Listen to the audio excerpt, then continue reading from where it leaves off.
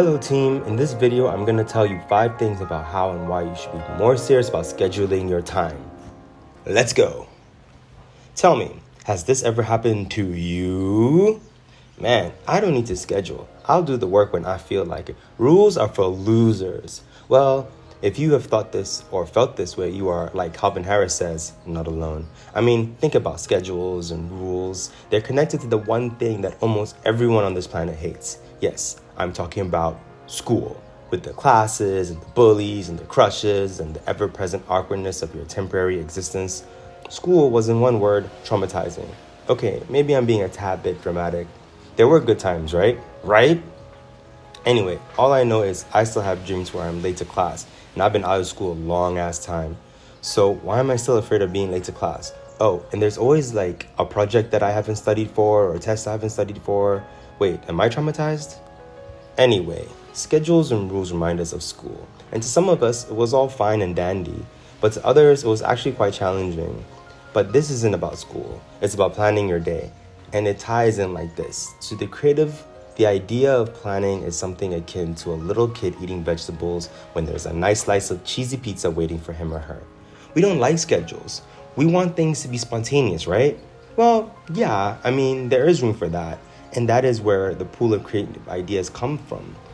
However, in order to get things moving, get things done, believe it or not, guys, we gotta have a plan. Structure breeds creativity. I've heard this said before and it really stuck with me. Structure breeds creativity. Let me give you an example of this. Say you wanna write a song.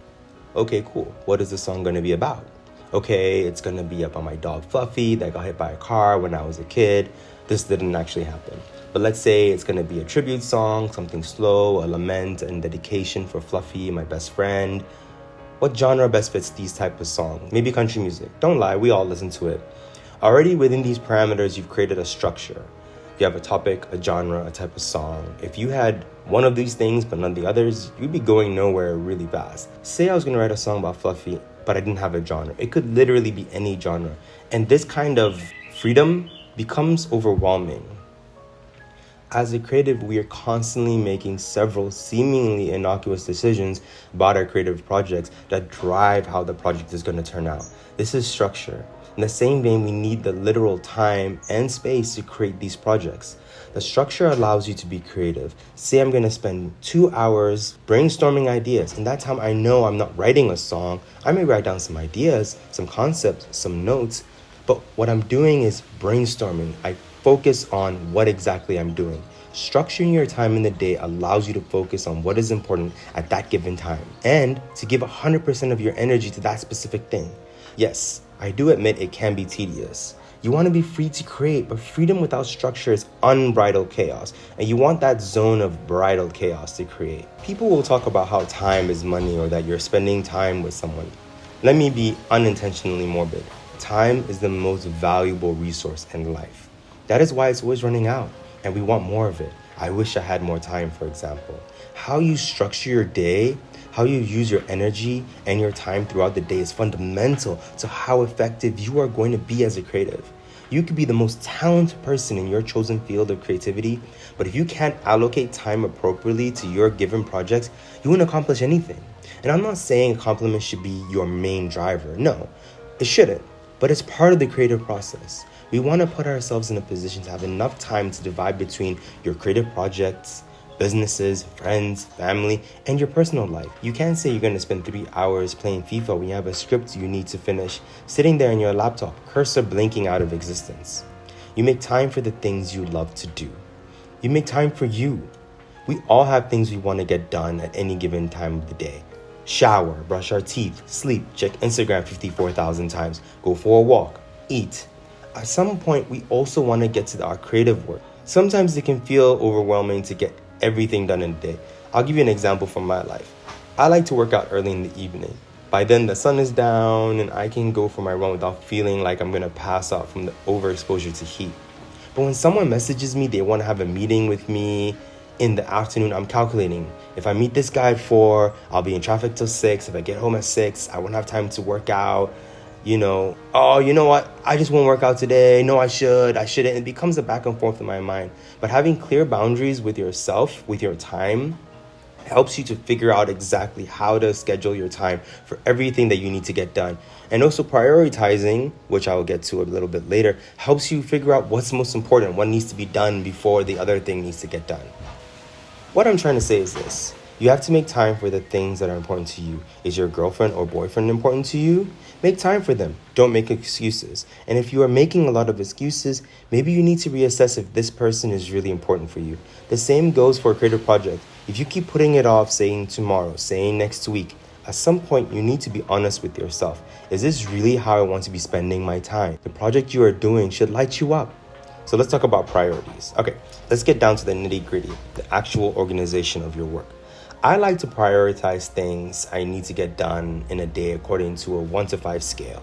1 is super important and would require much mental energy, whereas 5 is less important and possibly would require less mental energy. This way, I can focus on what I think would be the best thing for me to tackle that day. For instance, I could say that today I feel super energized and I'm gonna do a one project for, say, 40 to 50 minutes. I just listened to a podcast by Andrew Huberman, and he said the sweet spot of concentration is 90 minutes. So anytime within there, you could be banging out some quality work. In fact, that is exactly what I'm doing to write this script. So you say, I'm gonna do a 1. You give yourself enough time to get it done, focus on it, and do it to the best of your ability. And you don't even need to finish it. Just get it done within that specific amount of time, and you can say, you know what, I'm gonna move to another project. Or you say, I'm gonna take a break and I'm gonna come back to that project. Or you could say, you know what, I'm feeling less energized. I'm gonna do a couple of 5s, like less mentally taxing work, sending emails, responding to messages, doing light research. You know, all these can fall under the umbrella, sorry. And it can help you build up your confidence. I like to write down my tasks in the day. So like when I'm done, I just cross each one of them off, and that feels really good. I get that little hit of dopamine every time I cross off a task from my list of things to do in the day. Prioritizing your work gives you the right amount of energy to the projects that need it, while not overtaxing your focus. It also saves time for the projects that need it, so you know you're not spending 40 minutes sending an email that should really take you 5. There is a well somewhere in the world, and in this well is where all the unfinished creative projects languish, crying out for the world to see them. It's sad. Now, I'm not saying you need to be the most productive person in the whole world. All I'm saying is that if you want to start something, you gotta get in the habit of finishing it. Create a system that works for you, get your projects done, and put them out there for the world to see. Thank you so much for listening to my YouTube. I really hope that you enjoyed it and you were able to learn something that helped you in your life to be productive and mindful and self-loving and all those awesome things. Like and subscribe, all that jazz. If you have any suggestions for future videos, please let me know. If you have any suggestions for how to improve this channel, please let me know. If you would like to get involved in some way, please let me know. I really appreciate that you've taken the time out of your day to listen to me, and I really hope that this resonates with you somehow. And if it does, there are other videos here that I think that you would really enjoy. Thank you so much, and take it easy.